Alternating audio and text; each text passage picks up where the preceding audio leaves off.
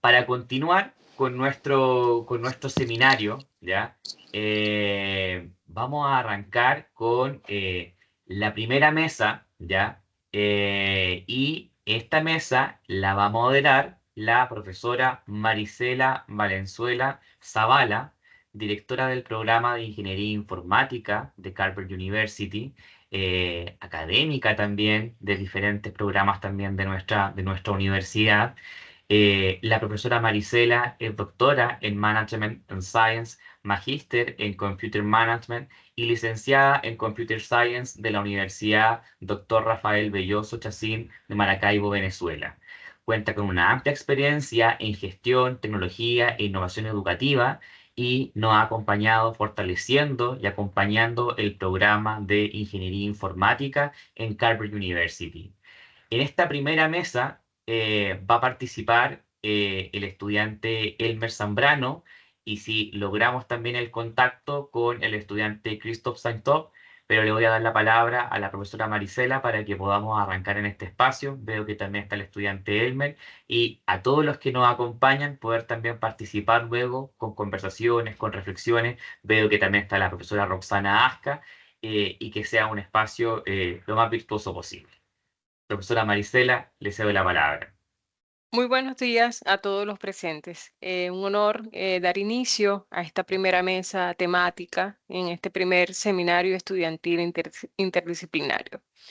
Este es un espacio dedicado a un eje fundamental, el cual es la transformación de nuestras sociedades basadas en la ingeniería y en la tecnología.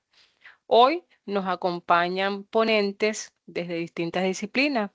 Estas ponencias, claro está, nos invitan a hacer una reflexión sobre cómo esta innovación técnica puede dialogar con la sostenibilidad, el derecho y además con la gestión del conocimiento. Entonces, iniciamos la ronda a través de la participación de nuestro ponente Elmer Zambrano, quien nos hablará sobre su investigación sobre inteligencia artificial aplicada al derecho como una herramienta práctica para los abogados. Si bien este enfoque desde la administración de los negocios nos va a permitir el comprender cómo esta inteligencia artificial ha estado transformando el ejercicio jurídico y además la toma de decisiones en los entornos complejos. Adelante, Elmer. Muy buenos días con todos. Muchas gracias, profesora Marisela, por la presentación. Bueno, mi nombre es Elmer Vladimir Zambrano Tinoco, soy de Quito, Ecuador. Soy abogado de profesión, también tengo un máster en Derecho Digital y un máster en Legal Tech y en la actualidad pues estoy cursando el máster en Administración de Empresas por Carver University. Voy a permitirme compartir pantalla con una presentación que he preparado para el día de hoy, en el cual voy a explicar justamente la ponencia que ha sido aprobada por la universidad para realizar. Permítame, simplemente voy a compartir. ¿Me puedes confirmar si estoy compartiendo ya? Sí, ahí pueden ver mi pantalla. Sí, se visualiza. Listo. Bueno, en el día de hoy, en mi ponencia denominada Inteligencia Artificial aplicada al Derecho en herramientas prácticas para abogado, pues vamos a hablar netamente de cómo el derecho se ha ido transformando. Veíamos lo que hace unos minutos comentaba el presidente Juan Pablo Laporta, y justamente también en el derecho tenemos esto, tenemos una evolución de las herramientas que nosotros podemos utilizar como abogados para nuestro trabajo diario frente a nuestros clientes, frente a nuestros trabajos también, ya sea en el sector público o privado como asesores jurídicos. Entonces aquí vemos que la inteligencia artificial ha venido para transformar diferentes industrias y el derecho es una de ellas. Como decía, no nos podemos quedar estancados, tenemos que evolucionar. Vimos el ejemplo de los barcos que tienen que evolucionar justamente para tener una mejor respuesta ante todo lo que se nos viene en el mundo actual. Justamente aquí me nace una pregunta, yo siempre la suelo hacer, es ¿qué tan preparada está la comunidad legal, la comunidad jurídica para aplicar una inteligencia artificial? Pues nosotros podemos establecer que el obstáculo ya no es tecnológico, sino viene a ser ya una cultura y una educación. ¿Por qué cultura? Acá en el Ecuador, más que todo, tenemos abogados que son muy tradicionales, abogados que tienen su despacho jurídico muy tradicional y que no quieren dar el paso de calidad hacia una mejor apropiación de la tecnología para su estudio jurídico. Y obviamente es educativo porque también se queda en el hito de estudiar únicamente un máster en Derecho Penal, en Derecho Constitucional, pero no vemos también estudiar las herramientas tecnológicas que nos pueden ayudar. Por lo tanto, el siguiente hito también es desarrollar habilidades tecnológicas junto con el conocimiento legal. Y aquí deben intervenir las universidades, los colegios de abogados, las escuelas de abogados, porque de esa manera pues vamos a poder manejar todo el entorno legal también en la era digital. Por lo tanto, justamente yo me pregunto sobre la preparación para la inteligencia artificial en el derecho. Aquí tenemos que partir desde la capacitación. La formación continua en inteligencia artificial tiene que ser esencial, porque de esa manera nos podemos adaptar. Yo suelo preguntar a colegas, abogados en libre ejercicio, litigantes, que se han utilizado inteligencia artificial y para lo único que lo han utilizado es para generar imágenes en ChatGPT, cuando en realidad nos puede a los abogados ayudar de una forma muy grande justamente en el ejercicio de nuestro derecho. Vamos a ver el análisis de datos también, porque de esa manera vamos a poder comprender la gestión de la información. Yo puedo ubicar grandes cantidades de datos en una inteligencia artificial para poder preparar mis casos, para poder preparar mis audiencias, inclusive como abogado. Yo puedo ingresar los datos de jurisprudencia, por ejemplo, para saber qué tan preparado puedo estar yo ante un juez. Por ejemplo, yo tengo el juez Juan Pérez. Yo quiero saber el juez Juan Pérez cómo emite sus sentencias, qué tal él es pro empleado, es pro trabajador, si es un caso laboral, por ejemplo, pero esto me puede ayudar la inteligencia artificial también. Y cuando hablamos de la ética y la privacidad también, porque de esa manera nosotros podemos comprender las implicaciones que vamos a tener en la práctica legal. Aquí yo he preparado un poco de estadísticas del año 2024 específicamente, donde se habla de las grandes firmas digitales a nivel mundial que ya han implementado algún tipo de herramienta basada en inteligencia artificial. Tenemos un 70%. El mercado global de inteligencia artificial en el derecho, pues vemos que apenas es un 30%. Y estos dos hitos han generado que la productividad laboral aumente en un 80% comparado con la práctica del derecho tradicional. Por lo tanto, también podemos ver que se estima que la demanda de trabajo en el 2030, compuesta por roles completamente novedosos, va a estar en un 8 y 9%. Y también, bueno, hay personas que indican, o estudios que indican, que el 60% de los empleos actuales, que incluye al menos un 30% de tareas, podría ser automatizado con inteligencia artificial. Pero aquí es donde yo hago el ejemplo y digo, para el derecho, más que todo, nosotros no vamos a ver que se pueda hacer una automatización completa o que el abogado vaya a ser reemplazado por una inteligencia artificial. ¿Por qué? Porque el abogado tiene que emitir su criterio, tiene que haber siempre una opinión por detrás, donde el abogado tiene que preparar el caso y presentarlo ante la autoridad. Por lo tanto, se proyecta que la inteligencia artificial reemplazará aproximadamente 85 millones de trabajos a nivel global para el año 2025 que estamos en la actualidad. Pero bueno, luego de hablar todo esto, ¿qué es la inteligencia artificial? ¿Cómo funciona en el derecho? Pues vamos a hablar de un aprendizaje automático donde la inteligencia artificial puede aprender de los datos y realizar las tareas sin programación específica. También tiene un procesamiento de lenguaje natural, puede entender, procesar el lenguaje humano como contratos o resúmenes legales. Y la visión artificial, pues es que puede analizar imágenes, videos como pruebas forenses o registro de accidentes. De esta manera, pues, como digo, nos va a ayudar a nosotros simplificar nuestro trabajo y a hacernos más eficientes. Pero la pregunta es, como veíamos la encuesta y decíamos que van a haber muchos trabajos que van a ser reemplazados por inteligencia artificial. Vemos aquí que se está habiendo una competencia de abogados versus inteligencia artificial, pues básicamente las habilidades humanas son la ética, la empatía, la creatividad. La inteligencia artificial, pues pese a toda la tecnología que se ha ido desarrollando a través del tiempo, todavía no la ha podido replicar. Simplemente va a trabajar de acuerdo a su programación, a su lenguaje de programación que haya sido elaborado.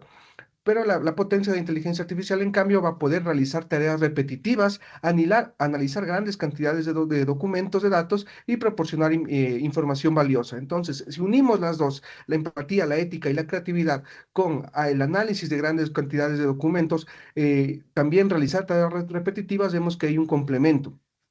Por eso justamente yo indico que es una competencia o es un complemento. Pues la IA viene a ser un asistente que nos va a automatizar las tareas, la revisión de documentos, la investigación legal y la generación también de contratos o algún tipo de documento. Eso me va a ayudar en eficiencia porque al analizar grandes cantidades de información, pues los abogados tardaríamos menos tiempo en eso y aplicaríamos más tiempo justamente a lo que en realidad importa, que es la defensa del cliente.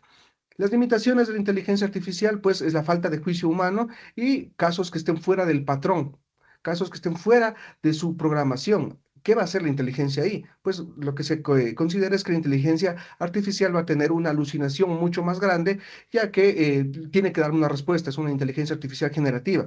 Y pues al no tener dentro de su base de datos algo que esté fuera del patrón, pues va a empezar con esta alucinación. También tenemos como la Administración de Justicia está utilizando la inteligencia artificial, pues puede brindar asistencia legal a personas de bajos ingresos en zonas rurales. También va a podernos ayudar en eficiencia para poder automatizar también los procesos que se dan dentro de los juzgados, dentro de los tribunales, y también puede ayudarnos con la predicción de resultados. Hay muchos casos que se pueden tratar de manera automática porque son, por ejemplo, acá en el Ecuador tenemos los juicios monitorios, que son juicios de cobro de dinero. Esto ya se sabe que yo presento un título ejecutivo, un cheque, un pagaré o algún documento que yo me haya comprometido con una obligación, pues simplemente se programa una inteligencia artificial donde se revisa requisitos, se revisa que todo esté correcto y la sentencia siempre va a ser favorable. Entonces también nos puede ayudar con esa predicción de resultados. Vamos a tener también desafíos y consideraciones éticas porque va a estar ligado a la dependencia de datos y a la falta de un juicio humano. Por ello, siempre, a pesar de que podamos automatizar toda esta parte de ciertos juicios que son relativamente fáciles, tiene que haber una persona por detrás que esté dando su juicio humano, su juicio de valor humano, para que pueda todo desarrollarse de manera adecuada. Como ejemplos, nosotros tenemos que en la justicia de Río Negro, en Argentina, por ejemplo, dictó 6.000 fallos con inteligencia artificial. Ya se está emitiendo de esa manera. También tenemos en Cartagena un juez que usó inteligencia artificial de ChatGPT para que le ayude a redactar la sentencia. Y un caso muy sonado que es cuando se utiliza mala inteligencia artificial. En el caso de Avianca, que es un caso muy conocido a nivel mundial, donde un abogado utilizó la inteligencia artificial para pedirle jurisprudencia, para pedirle casos similares. Y la inteligencia artificial, como no tenía dentro de su patrón en ese momento datos similares, lo que hizo fue alucinar, fue inventarse. Y claro, pues el abogado lastimosamente perdió el caso y fue sancionado también por no haber hecho la respectiva revisión de los datos que le entregó la inteligencia artificial. Por lo tanto, los riesgos también del uso de la inteligencia artificial en el derecho va a ser el sesgo en los datos. Los datos pueden llevar a decisiones discriminatorias por parte de la inteligencia artificial. También puede haber una falta de transparencia porque la inteligencia artificial puede tomar decisiones que no son fáciles de entender o de explicar. Y justo ahí volvemos al tema de la información que contiene o del patrón mediante la cual ha sido diseñada.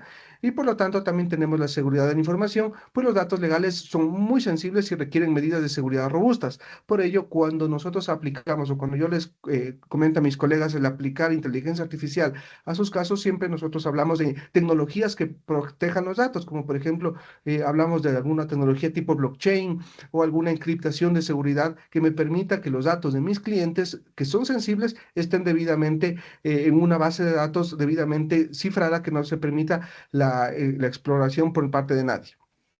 Cuando hablamos de herramientas ya de inteligencia artificial para abogados, nosotros vemos que podemos utilizar herramientas para la revisión de contratos o de cualquier tipo de documento, herramientas de investigación legal que me ayude a buscar en bases de datos, herramientas también que me ayuden con mi gestión de tiempo y herramientas de atención al cliente. Estas cuatro herramientas, pues a mí me van a ayudar porque yo ya puedo dedicarme a lo que en realidad me importa, que es preparar mi defensa, preparar todo lo que tiene que ver con los datos que voy a realizar, porque la investigación legal yo ya voy a darle a la inteligencia artificial que lo haga.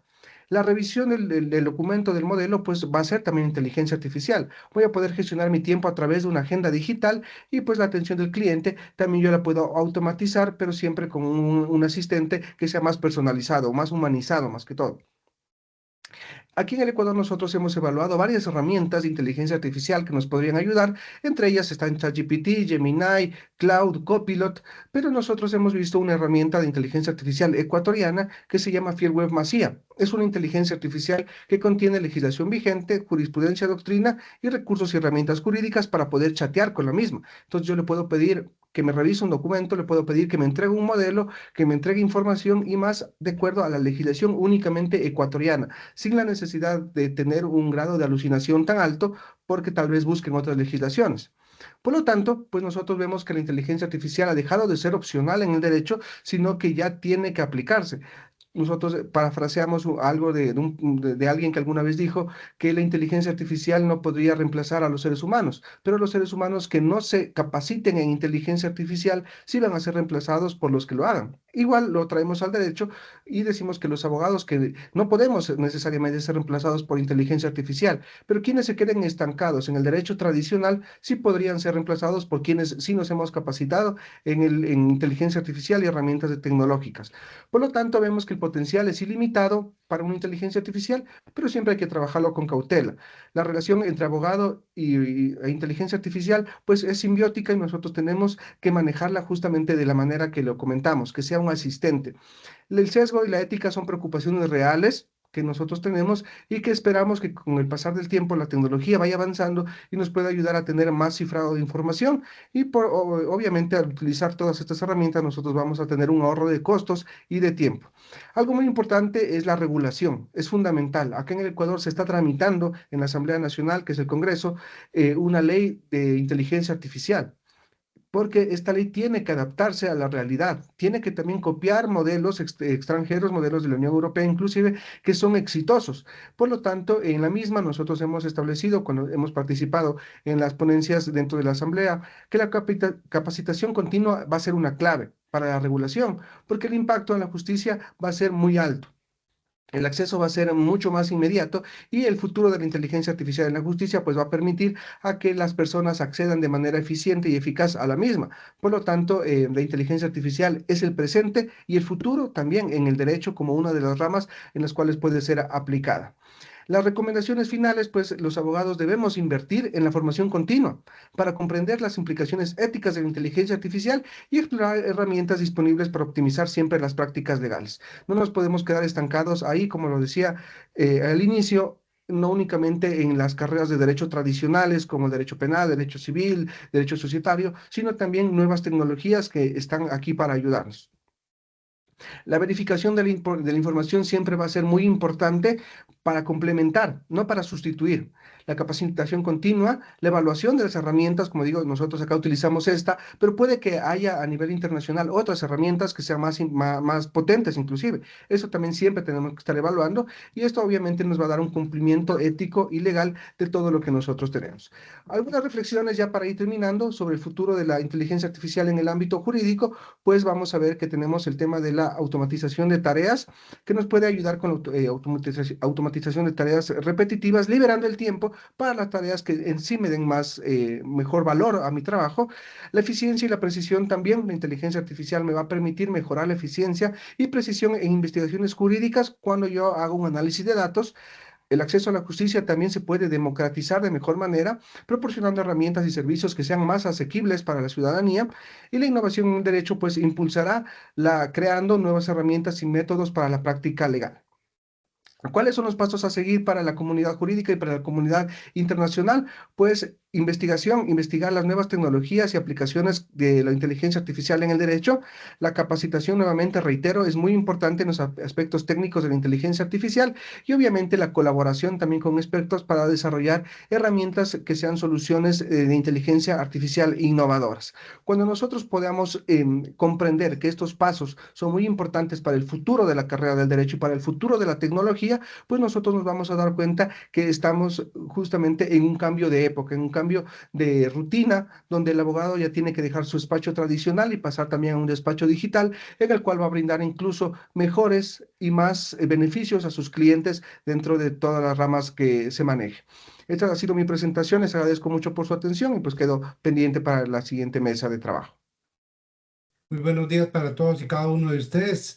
Elmer Zambrano, excelente presentación, muy profesional y llena de contenido. Pero me surge la duda, ¿qué pasa con los vacíos legales que puede darse con la utilización de las inteligencia artificial? Buenos días, profesor Rodríguez, muchas gracias por su pregunta. Es muy pertinente aquello porque nosotros vemos que éticamente los vacíos legales, incluso en la profesión tradicional, están ahí y los abogados se los aprovecha justamente para poder sacar una ventaja. La inteligencia artificial nosotros cuando la programamos para que nos pueda dar una solución de casos o para que nos pueda incluso dar una predicción de casos, pues no lo hacemos con esos vacíos legales. Por lo tanto, aquí siempre la regulación y la verificación previa va a ser esencial. Yo siempre lo digo, tiene que haber una persona detrás de las decisiones de la inteligencia artificial que las evalúe para que de esa manera no se cometa algún sesgo tecnológico que pueda tener la inteligencia artificial. Como decía hace un momento, la alucinación cuando se habla de derecho, cuando se habla de normas, es muy grande, y más que todo si existen estos vacíos legales. Le pongo un ejemplo, acá en el Ecuador hay tipos de licencias de conducir, pero también hay categorías de licencias de conducir. Si yo estoy manejando o conduciendo un auto con una licencia tipo B, es una licencia que me permite conducir autos, pero en cambio la sanción la sanción que se dice para una persona que no conduzca un vehículo con una licencia que sea para el tipo que está presentado, me dice que es para la categoría en cambio. Y hay dos categorías, profesionales y no profesionales. Entonces ahí hay un vacío legal. Cuando a mí un agente de tránsito viene y me para y me dice, usted está conduciendo un vehículo con una licencia tipo A, no tipo B. Yo le digo, sí, pero la categoría es lo que dice la norma, la categoría profesional y no profesional. Yo estoy con una categoría no profesional. Entonces, si yo agrego estos datos a la inteligencia artificial para que me dé una predicción sobre algún caso, lo que la inteligencia artificial va a hacer es coger al pie de la letra lo que dice la normativa. Y obviamente, si es que hay este vacío legal, la inteligencia artificial me puede incluso dar una solución más efectiva a mi caso, pero la alucinación va a ser mucho más grande. Entonces, aquí el machine learning o el aprendizaje automático de la máquina tiene que ser tan bien aplicado, también configurado, que que nos permita a los abogados y a los operadores de justicia, inclusive, tener todas las predicciones posibles previo a tener una solución o una respuesta a lo que me esté dando la inteligencia artificial. No me va a dar la respuesta automática al 100%, pero yo soy la persona que estoy utilizándola y que debo verificarla o contrastar la respuesta antes de presentarla ante un tribunal o antes de emitir mi fallo si soy un operador de justicia. Esa ha sido mi respuesta, profesor. Muchas gracias. Muchas gracias, Hermes Zambrano. Excelente respuesta. Se mira su preparación profesional y la información que usted maneja muy adecuada. Muchas gracias. Una pregunta. Sí, es fácil. Bueno, Elmer, primero que todo también me sumo a las palabras, la verdad que una excelente presentación, muy contundente desde lo que sostiene tanto en lo que reflexiona, en los datos que aporta, ya la presentación también muy contextualizada y quizá una pregunta más que nada de su opinión también en torno a cuáles son las competencias, ¿ya? Cuáles son las skills que requieren actualmente los abogados, las abogadas, y también si podemos hacer como una mirada hacia otras profesiones, porque al final también lo que también usted plantea en su presentación es que esto es transversal. Al final la tecnología llegó a invadir todas las profesiones y obviamente el derecho no está ajeno ajeno a este cambio tecnológico. Pero ¿cuáles son esas competencias que quizá usted considera que son relevantes, que son necesarias para los abogados y en general las profesiones del actual y del futuro? Gracias, Hernán, por la pregunta. A ver, para mí las competencias que tienen que irse dando diariamente a cada profesión, pues justamente es migrar a la inteligencia artificial, migrar a la tecnología, porque de esa manera nosotros vamos a poder tener una respuesta más adecuada para nuestros clientes. Yo hablo de la profesión del derecho, pero yo también puedo ver que tenemos, por ejemplo, médicos que ya utilizan inteligencia artificial también para su profesión. Tenemos médicos desde Shanghái operando a una persona en la Florida, gracias a la inteligencia artificial y bueno, también a la conexión 5G.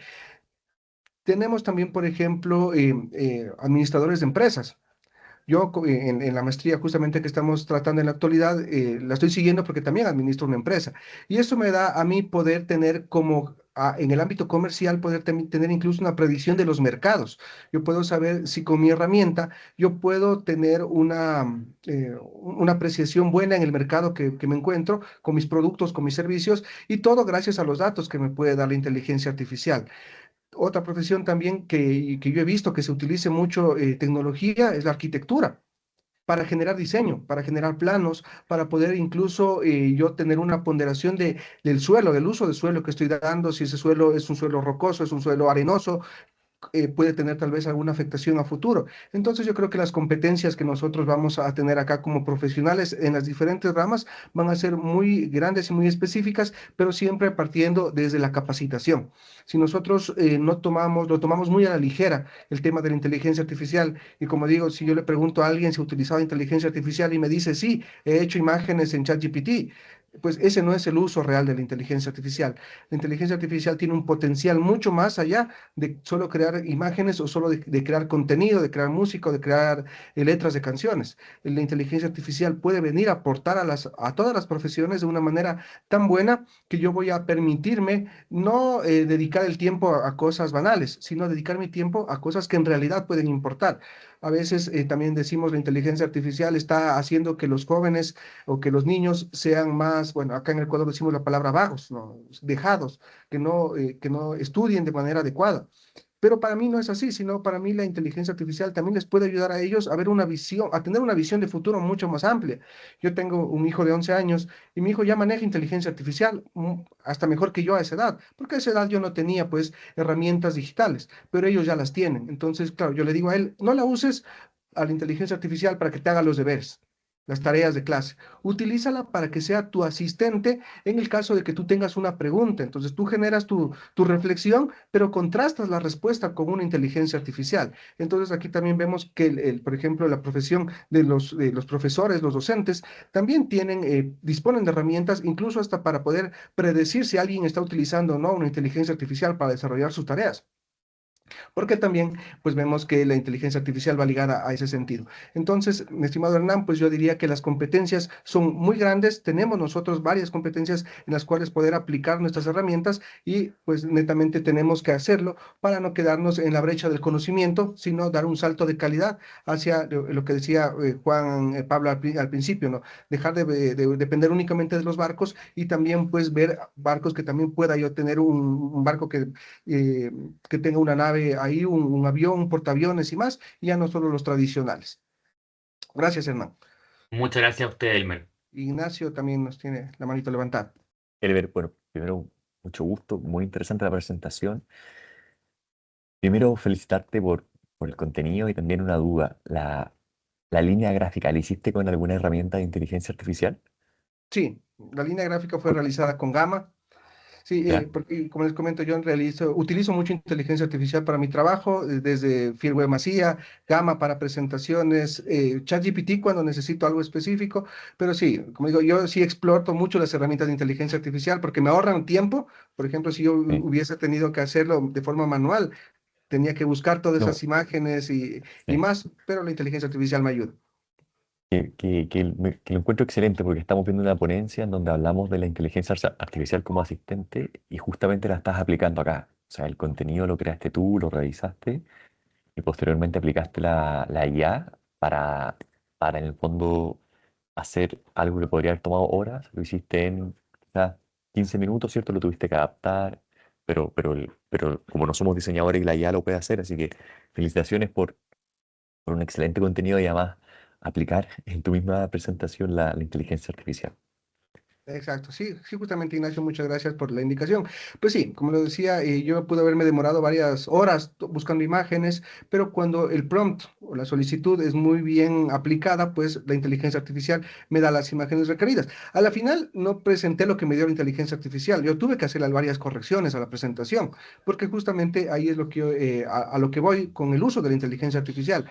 A la final la persona que va a hacer el uso de la misma es la responsable de la información que está presentando, Por ello, yo tengo que ver que todo esté correcto. La inteligencia artificial muchas veces me pone falta de ortografía, está configurada en inglés, muchas de las veces no entiende palabras en español. En el ámbito jurídico, el lenguaje jurídico es diferente al lenguaje normal, entonces, o al lenguaje natural, por así decirlo. Entonces, claro, si yo utilizo de lleno y sin comprobar, pues yo voy a ver que los errores pueden ser muy altos, pero ahí está mi responsabilidad y yo soy la persona que les presento, entonces yo tengo que revisar. Entonces, gracias, Ignacio.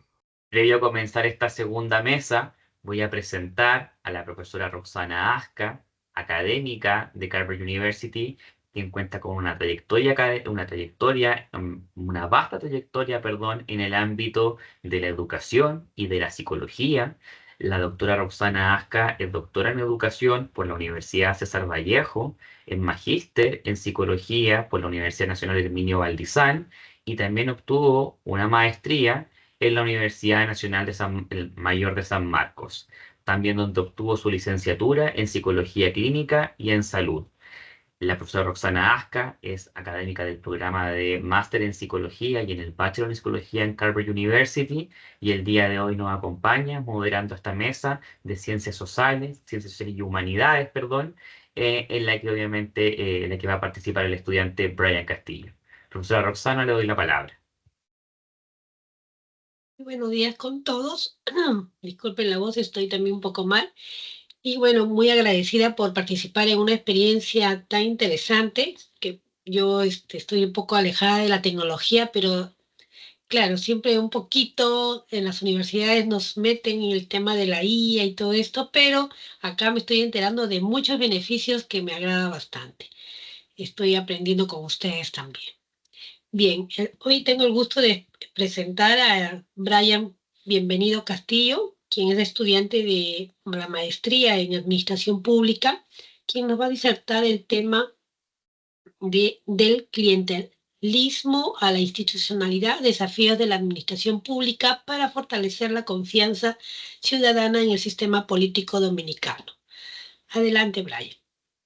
Buenos días, mi nombre es Brian Bienvenido Castillo Ruiz, soy abogado, politólogo, internacionalista y cuasi economista. Cuento con una maestría en Administración de Empresas, una maestría en Dirección y Desarrollo Directivo, una maestría en Derecho Internacional y actualmente estoy cursando una maestría en Administración Pública en Carver University. Hoy le presentaré los principales hallazgos de mi investigación titulada La confianza de los dominicanos en los partidos políticos año 2020. Un estudio que busca comprender las causas y los factores que inciden en el nivel bajo de la credibilidad hacia los partidos políticos en la República Dominicana. La presente investigación, titulada La confianza de los dominicanos en los partidos políticos año 2020, tiene como objetivo general analizar los factores determinantes que han influido en la percepción ciudadana sobre los partidos políticos.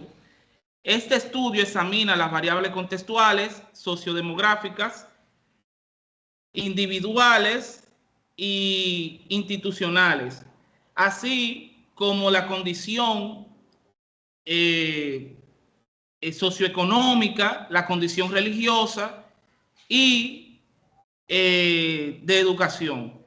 El problema central de esta investigación radica en la baja confianza de la ciudadanía hacia los partidos políticos, considerada una de las instituciones con menor credibilidad según el Latino Barómetro 2020.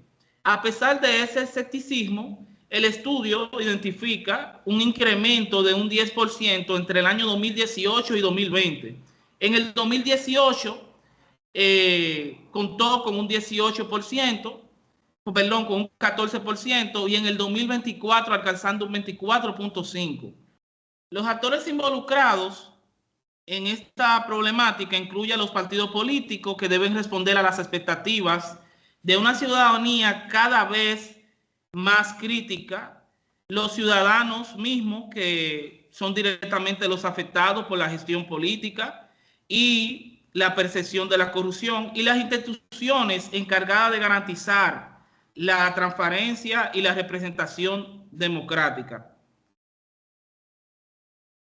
Este trabajo no solo es relevante en el campo de la ciencia política, sino también que la administración pública, porque la confianza ciudadana constituye el capital institucional que permite a los gobiernos y a los partidos obtener la gobernabilidad y aplicar políticas públicas, fortaleciendo a la democracia, fomentando también el apoyo de la institucionalidad y siendo un pilar en la dirección institucional como partidaria. La confianza política es un indicador esencial y un pueblo que no confía en sus instituciones tiende a tenerse a participar en descreer de las reformas y en debilitar la gobernabilidad. Para esto hemos identificado 3 ámbitos fundamentales.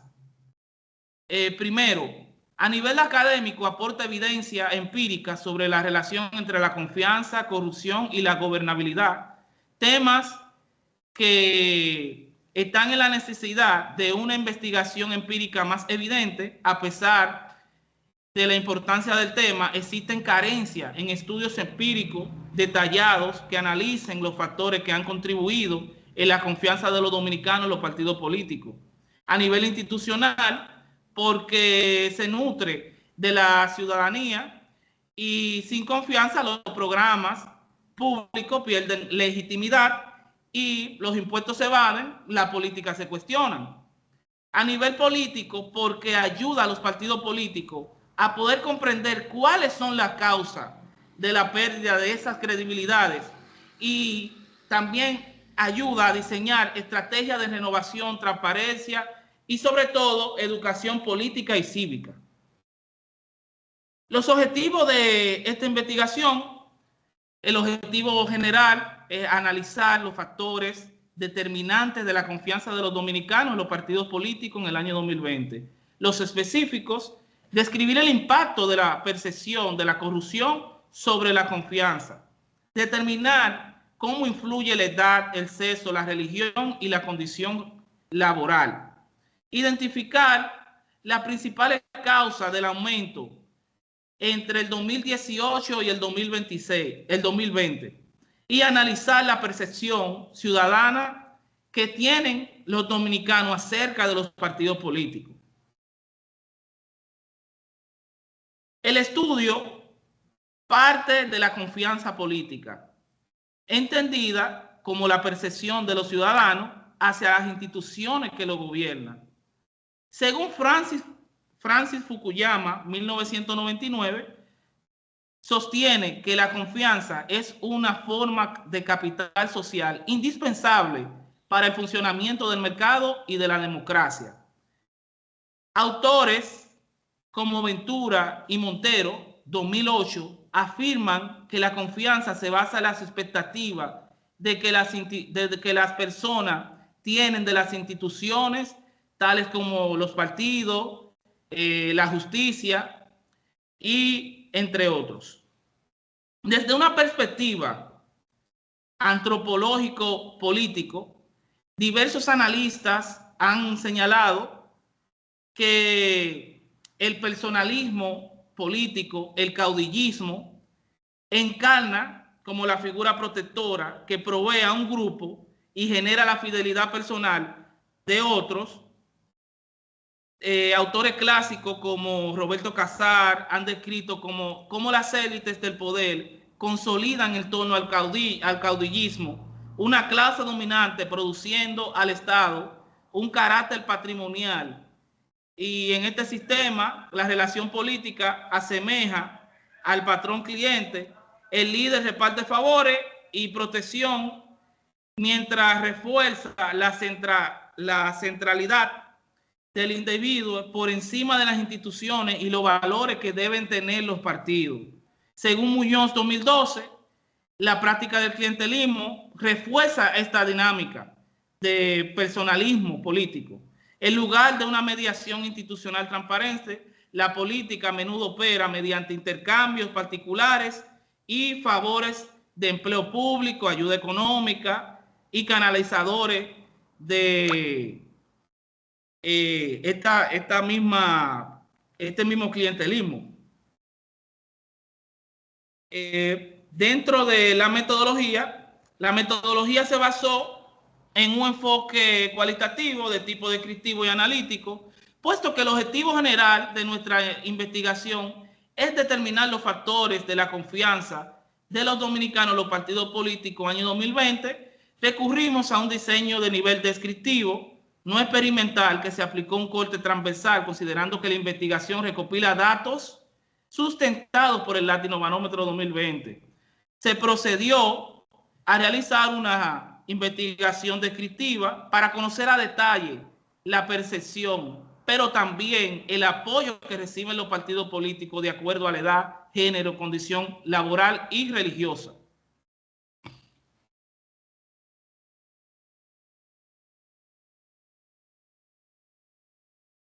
Según los datos del Latinobarómetro 2020, se entrevistaron 1.000 personas, de las cuales 499 fueron hombres y 501 mujeres, entre las edades de 15 y 25, el 44.5 fueron hombres y el 55.5 mujeres, para un total de 236 habitantes.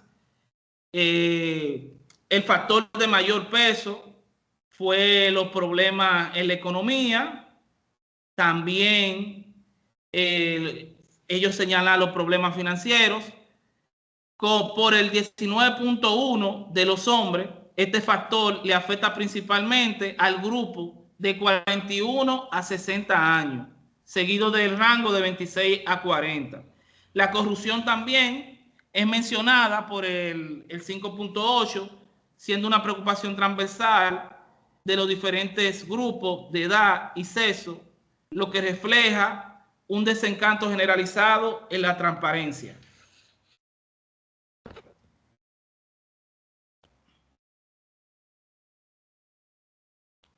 Aquí podemos ver este gráfico del 2018, que es donde representa el 14.4%, recopilando mucha confianza y algo de confianza, un 14%, y un 85% de poca confianza a ninguna confianza.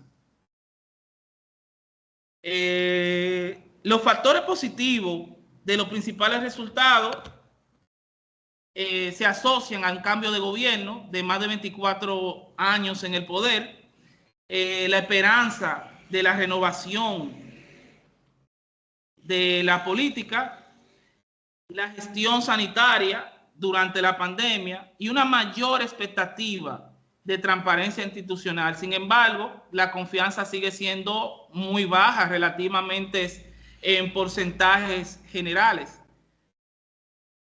Dentro de los factores negativos, los datos reflejan una relación inversa entre la percepción de la corrupción y la confianza de los partidos políticos. La mayoría percibe un aumento de un 85% en la corrupción, lo que puede explicar los bajos niveles de confianza y los porcientos generales.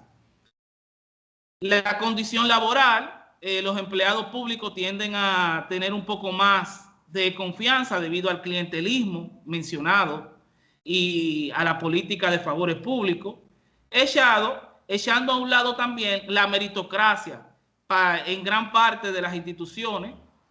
Es el descontento de los empleados privados que tienen otras condiciones y que reflejan un alto nivel de baja confianza en los partidos políticos. La condición religiosa, la Iglesia Católica y los evangélicos son los grupos religiosos más numerosos y muestran proporciones similares. Ninguna confianza, de entre un 44 y un 46, aunque los evangélicos tienden a tener un poquito más que los católicos. Las otras religiones tienen niveles muy bajos de confianza, los testigos de Jehová, los mormones y los agnósticos, lo que sugiere que la desvinculación religiosa implica un aumento de altos niveles de confianza. En la conclusión, el estudio ha evidenciado que la confianza política es un fenómeno multidimensional influenciado por variables socioeconómicas, culturales y contextuales. Por esto es que deferimos o estamos en contraposición de la teoría que plantea Ventura M.F. 2016, de que las variables sociodemográficas tenían poca relación con la confianza. La única excepción era el sexo, ya que las mujeres tenían menos confianza en el Instituto Federal Electoral de México. En los hallazgos pudimos identificar que las variables culturales, sociodemográficas, sí tienen mucha relación. La condición religiosa juega un papel importante. Los ciudadanos con una fuerte identidad religiosa y ética tienden a través de su prisma, de sus valores, a identificar un mayor nivel de confianza y de aceptación o rechazo de determinadas figuras públicas. Se determinó que la corrupción es el factor más influyente de la confianza ciudadana y que un aspecto importante es el fenómeno del personalismo que ha transcurrido a través de la evolución histórica del Estado dominicano. Los resultados de este estudio resaltan la necesidad de que los partidos políticos adopten estrategias más exclusivas, más transparentes, centradas en la ciudadanía, que permita fortalecer el vínculo de la confianza entre los ciudadanos. En las principales recomendaciones, seguidas de las justificaciones y de los principales hallazgos, podemos identificar que a pesar de que la investigación cubrió su alcance, puede extenderse un poco más. La condición de estudio es una variable muy importante para extender esta investigación. ¿Por qué? Debido a que los ciudadanos que cuentan con esta condición suelen ser más críticos a la hora de responder preguntas abiertas y cerradas, y sería de sumo complemento para la investigación en fortalecimiento de la transparencia y la rendición de cuentas. Los partidos deben implementar mecanismos efectivos de transparencia y se recomienda la creación de un observatorio independiente de la sociedad civil que supervise la ejecución presupuestaria. También la inclusión y representación equitativa, diseñando políticas públicas que reflejen necesidades y demandas a distintos grupos sociales. Crear escuelas de formación política y cívica en coordinación con la administración pública o el Ministerio de Administración Pública del Estado Dominicano. La conexión con la maestría en administración pública de dicho tema, que es de índole también de ciencia política, se relaciona directamente con la administración pública porque la confianza institucional es el eje donde descansa toda política pública eficaz. Sin confianza no hay legitimidad y sin legitimidad no hay una buena gobernabilidad. Analizar esta percepción hacia los partidos políticos permite diagnosticar debilidades en el Estado y también darle dirección a dicha administración. En síntesis, este estudio es un tipo de estudio que aporta a la formación de líderes y que también comprende que la confianza no se impone, sino que se gana con resultados, transparencia y servicio ciudadano. Cerramos con esta palabra del poeta estadounidense Wallace Steve, que nos dice que la confianza, como el arte, nunca proviene de tener todas las respuestas, sino de estar abierto a todas las preguntas. Muchas gracias. De mi parte es todo.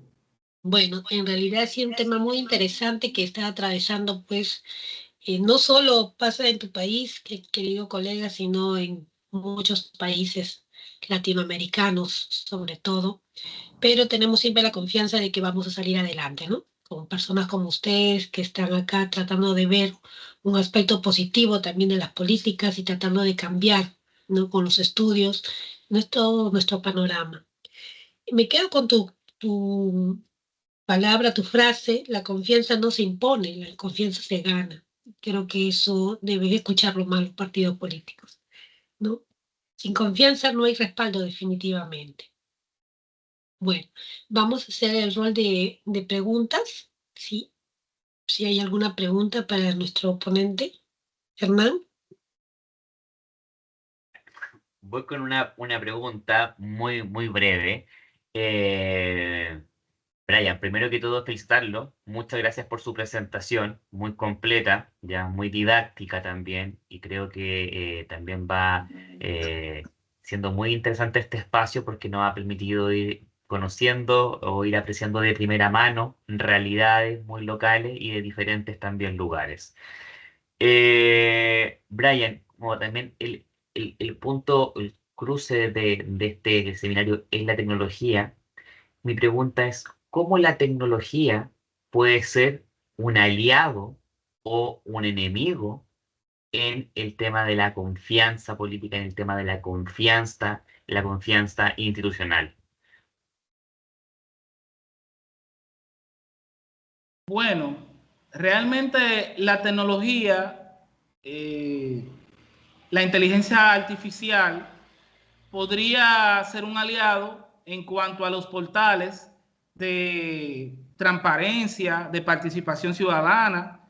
Se podrían estructurar programas y aplicaciones, ¿no?, que ayuden a que dichos datos de los recursos públicos, de las rendiciones de cuentas, de los programas de políticas públicas y por qué no también de la educación de los partidos políticos, sean en beneficio.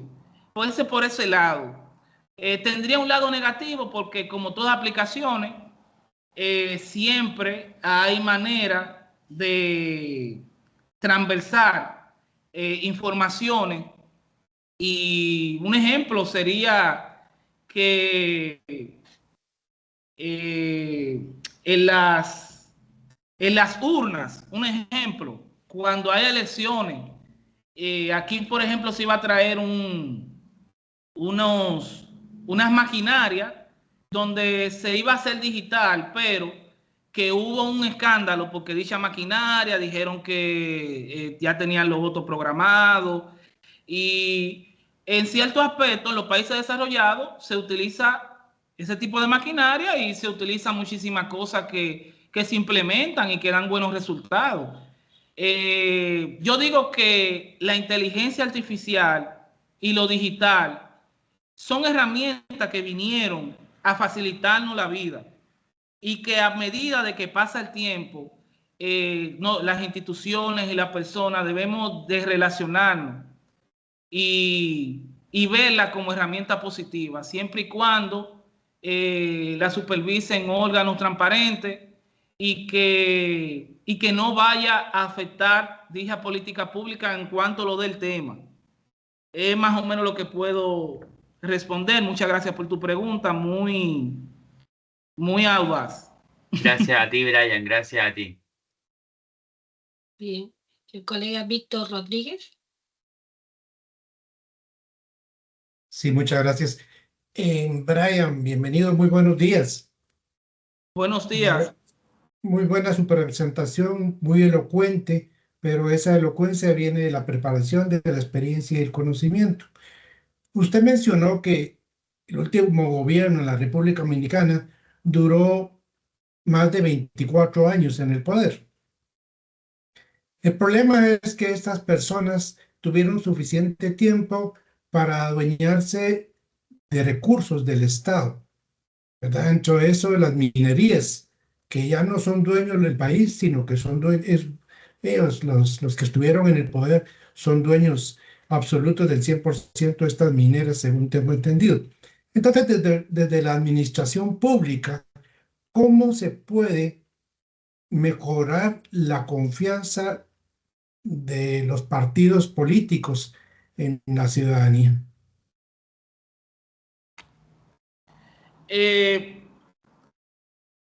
Bueno, mejorando la comunicación institucional y fortaleciendo la rendición de cuentas, ya que eso han sido los temas de nunca acabar en el país, donde realmente el poder legislativo debería de presentar todo su rendición de cuentas y no lo presentan. Los senadores no lo hacen, tampoco los diputados. Algunos jueces lo hacen, otros no.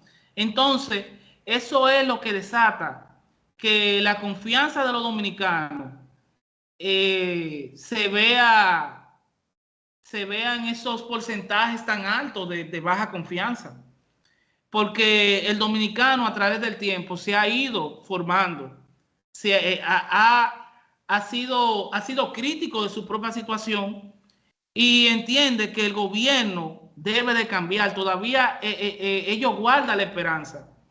Y eso fue lo que motivó a que yo realizara mi tesis para optar por el título de Ciencia Política y seguir investigando.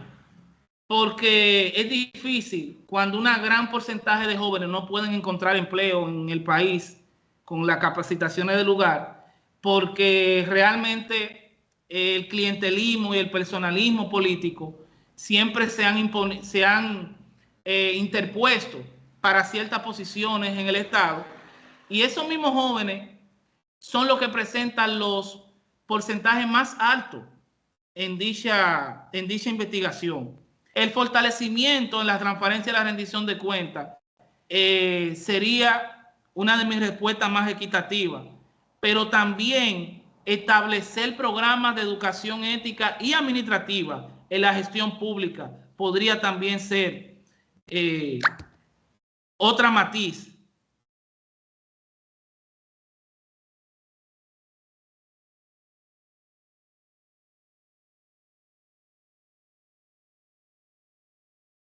Bien, gracias por su respuesta. Hernán Brites. Muchas gracias, profesora. Buenos días a todos. Buenos días, Brian, y muchas gracias por su tan ilustrativa presentación. Escuchando su ponencia nos remite a la idea de que el principal problema que tenemos en América Latina y probablemente el Caribe también es el uso informal de las instituciones formales, es decir, aplicar las reglamentaciones en la medida en que cada uno quiera aplicarlas. Y en ese sentido, y hablando un poquito de las prácticas clientelares que usted estuvo mencionando, me gustaría preguntarle su opinión personal acerca de si usted tiene alguna idea o algún pensamiento particular acerca del límite que existe entre el clientelismo político y la intermediación legítima, es decir, hasta qué punto es tan legítima la intermediación de un actor político y desde dónde empieza la práctica clientelar. Bueno, te podría decir un ejemplo. Como bien dije al principio, yo ejerzo en el país como abogado y también he hecho gestiones de asesoría de impuestos en el país. En unos países de Hacienda, aquí es el Ministerio de Impuestos Internos, la Dirección General de Impuestos Internos es aquí. Que te digo, hay algunas veces que en esas instituciones hay que ofrecerle dinero a los directores para que resuelvan algunas situaciones y que eso está claro. También hay una institución aquí que es el plan piloto, que es cuando se te pierde la matrícula de tu vehículo, tú vas a la institución y si tú le pagas a un general que tiene que firmarte la supervisión de tu vehículo, te sale en 2 horas. Pero si tú no pagas, si tú llevas el proceso normal, tú puedes durar 1 semana y 2 semanas para que te supervisen. y es a la clara, nadie dice nada, y ahí es que yo entiendo que puedo responder un poco tu pregunta. Realmente hablé del clientelismo basado en las percepciones de la persona, porque esta investigación es meramente subjetiva, realmente. Y nosotros recopilamos en base a la encuesta de opinión pública, el Latiromanómetro 2020, las variables sin manipularlas, y en base a esas observaciones fue que hicimos esta investigación. No sé si te respondería a la pregunta, si no, estamos abiertos. Está muy bien, muchas gracias, Brian. Profesor Andrei. Muy buenos días con todos. Muchas gracias, Brian, por su presentación. Un tema muy interesante y sobre todo un tema bastante preocupante en todos los contextos. En todos los países creo que latinoamericanos hay problemática de este tipo y cada vez se agudiza más y diferentes intentos de solución como que no resuelven el problema. Y da impresión que la problemática está mucho más profunda, arraigada al tema cultural, social. No solamente es una cuestión netamente institucional o política. Entonces, los cambios en gobernanza tienen que ir con cambios sociales, cambios culturales. Y cambios culturales no es tan fácil realizar. Entonces, el tema de corrupción, el tema de otros vicios que hay, no son tan fáciles erradicables porque como que prácticamente están íntimamente arraigados a la cultura. Eso es lo que da impresión. Entonces, ¿cuál serían los desafíos y por dónde debería ir el cambio para que a un de repente mediano o largo plazo se pueda realizar esos cambios de una manera sostenible y sobre todo real? Gracias. Gracias por su pregunta, señor Andrei. Realmente, los cambios reales se deben de dar en el tiempo, creando escuelas de formación política y cívica en coordinación del Ministerio de Administración Pública, implementando mecanismos de transparencia y auditoría interna en cuanto a la investigación en sí. Porque, ¿qué investiga esta investigación? Investiga y analiza los factores determinantes de dicho incremento de la confianza política que tuvieron los dominicanos en el año 2020, por la transición de gobierno, por la percepción del manejo que la gente creyó que iba a tener ese mismo año, y por la fe de que las cosas iban a cambiar, porque fue lo que se le pintó a ellos. Cuando tú estableces y reformas los procesos de financiamiento de partidos para mayor equidad y control de los recursos públicos, puede ser de que esos cambios y esas, se podría decir, recomendaciones, podrían a futuro cambiar dicha percepción de la persona y que la confianza crezca realmente en sí.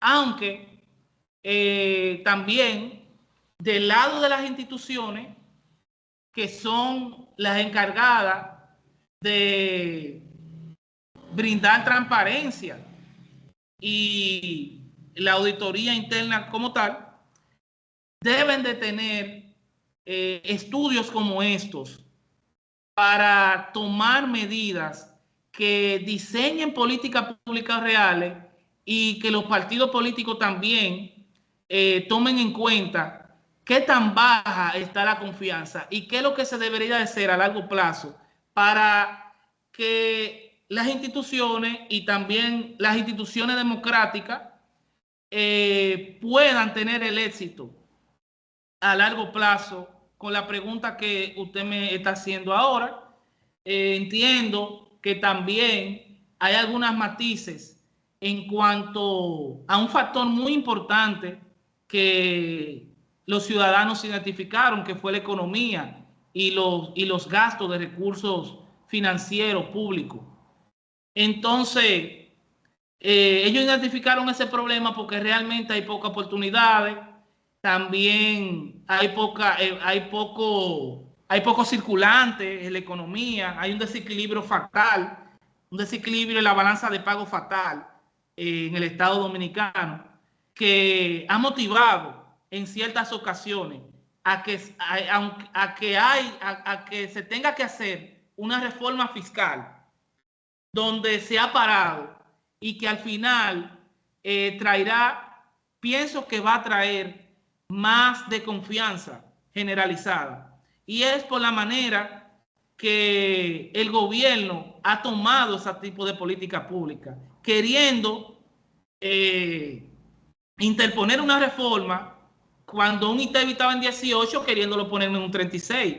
Entonces, la reforma fiscal sí debería de ir, pero yo pienso que debería de ir progresivamente, no de golpe, para solucionar un problema causado de robo y de malversación de fondos públicos de los propios partidos y de los mismos actores políticos. Es mi respuesta. Gracias. Gracias, Brian. Pasamos con Kevin, profesor Kevin. Sí, ¿cómo están? Muy buenos días. Muy interesante vuestra ponencia y también las preguntas y las respuestas formuladas, muy enriquecedor realmente. Yo tengo una consulta. La consulta es la siguiente. ¿Qué rol juegan los medios de comunicación y las redes sociales en la construcción o desconstrucción de la confianza institucional? ¿Qué nos puede comentar al respecto? Bueno, excelente pregunta. Realmente la comunicación es un canal muy importante para fortalecer la democracia y fortalecer la confianza pública. Me parece muy interesante la pregunta.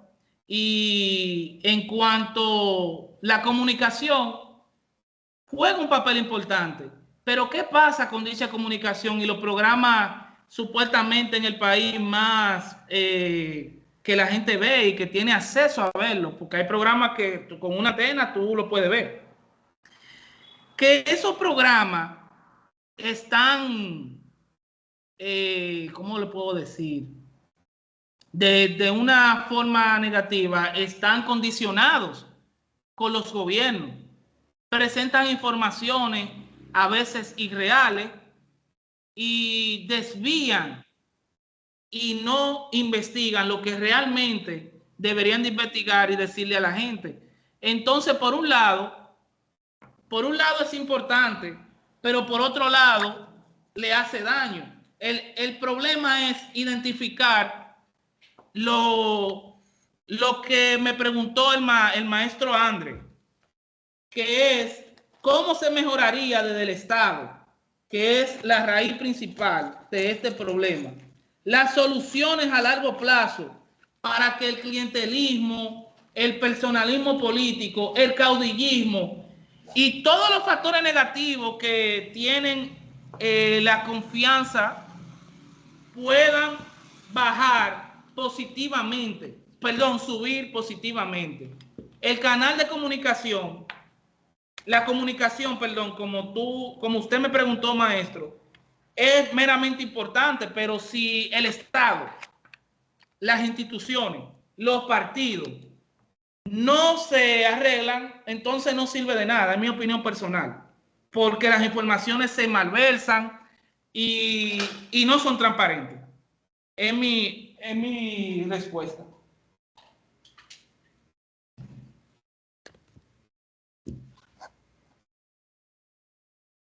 Y Muchas gracias por la... discúlpeme, considerando de que también vivimos en un país subdesarrollado, que usted sabe cómo son las cosas en estos países.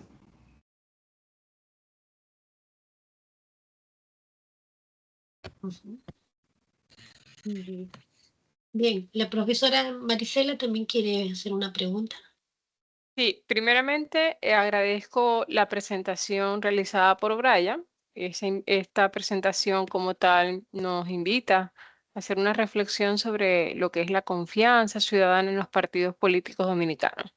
Ahora bien, en este marco me gustaría hacerle una pregunta. ¿Qué considera o qué tipo de innovación institucional considera usted que podría ser viable para que estos partidos políticos puedan evolucionar hacia la construcción de unas estructuras que sean mucho más transparentes y además participativas y orientadas al bien común? Disculpa, ¿podría hacerme la pregunta de nuevo, por favor? Ok. Desde el marco que plantea la investigación, sus partidos políticos en República Dominicana, me gustaría conocer qué tipos de innovación institucionales considera usted que son viables para que estos partidos políticos puedan construir unas estructuras mucho más transparentes, participativas y orientadas al bien común del ciudadano.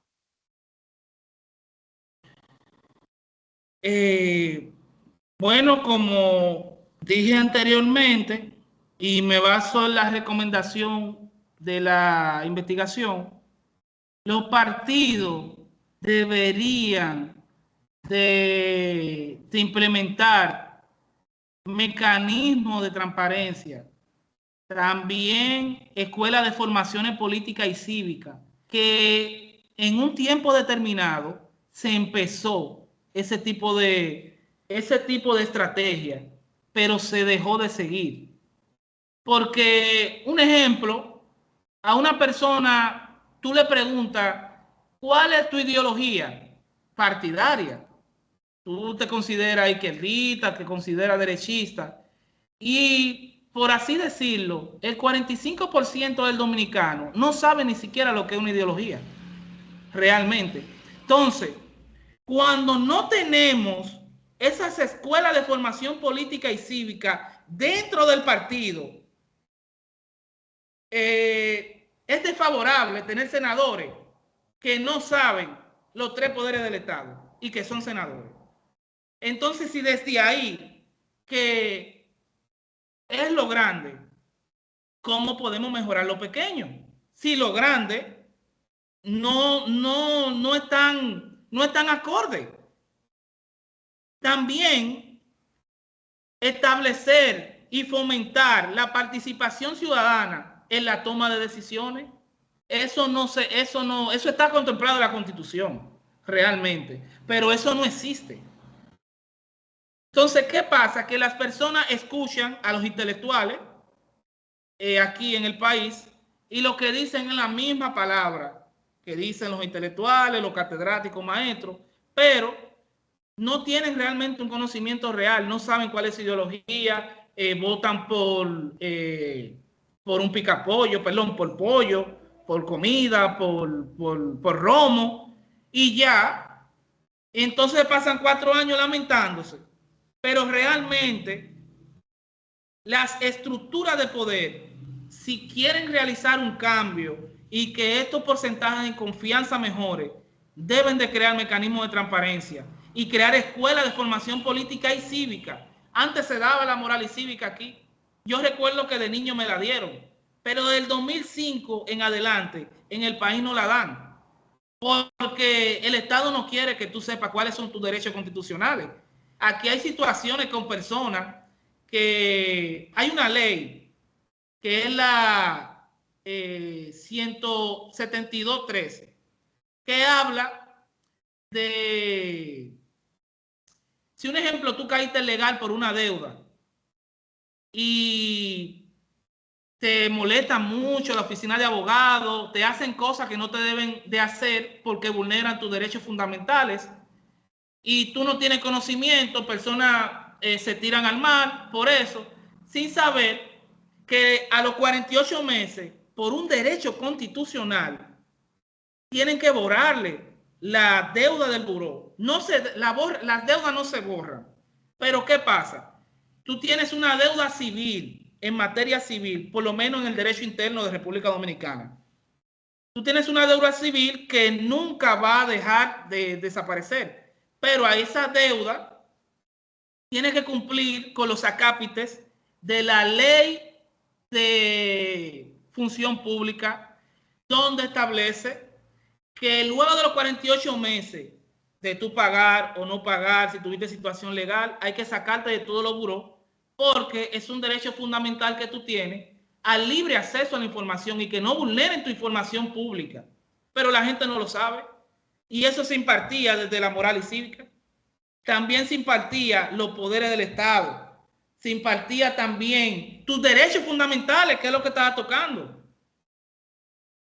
Parece mentira que tú vas a Estados Unidos y el estadounidense que va a la escuela se sabe las enmiendas, sabe cuáles son sus derechos.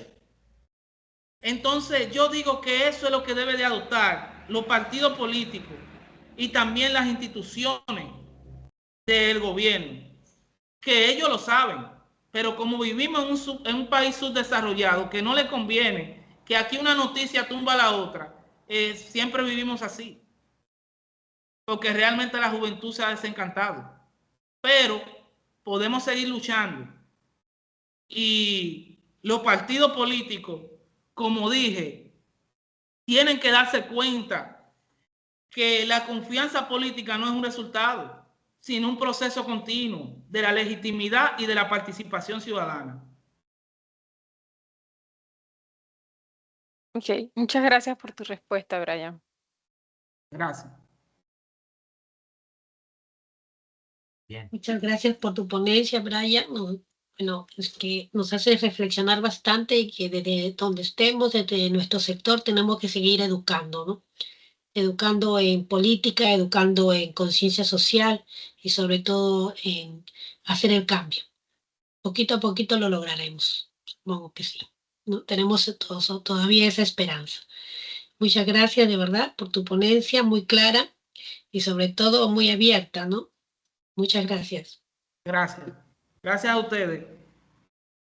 Tomo la palabra ahora. Muchas gracias también, profesora Roxana, por su buena disposición, por haber también moderado la conversación de Brian. Y también, Brian, también hago eco de lo que dice la profesora Roxana. Muy abierto, muy disponible también a conversar. La verdad que a propósito de tu intervención, hubo muchas conversaciones, hubo varias preguntas al respecto, así que, y también tú de forma muy cercana y amigable, diste alguna respuesta, alguna orientación. Así que muchas gracias también a ti por tu tiempo, por tu presentación también tan contundente. En este momento voy a dar unas palabras de cierre, advirtiendo desde ya que la mesa número 3 que estaba planificada con el estudiante Roy y que moderaba el doctor Rodríguez no se va a poder realizar por problemas técnicos del estudiante, ¿ya? Así que esperamos en otra instancia más adelante poderlo escuchar. Pero sin perjuicio de eso, ha sido un honor el día de hoy haber podido mediar, participar también de este encuentro, agradecer también desde ya la colaboración de todo el equipo de gestión, también de los estudiantes que decidieron participar, que se motivaron, que trajeron una presentación, un contenido adecuado, prudente, pertinente también a la conversación.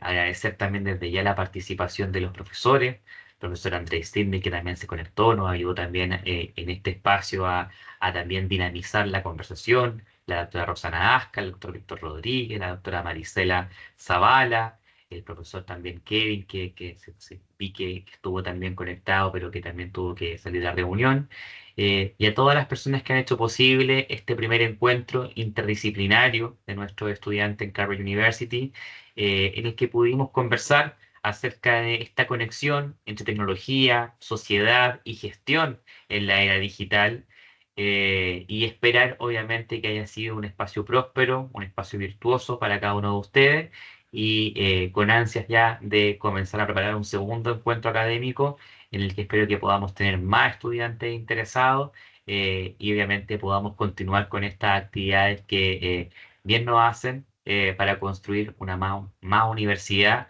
y por cierto que también ir impactando en las realidades también de cada uno de los estudiantes que también son parte de nuestra universidad. Me despido de ustedes, cerramos también este primer seminario, que tengan una excelente jornada y muchas gracias también al equipo de comunicaciones que nos acompaña. Que estén muy bien, hasta luego. Muchas gracias, hasta luego. Hasta luego.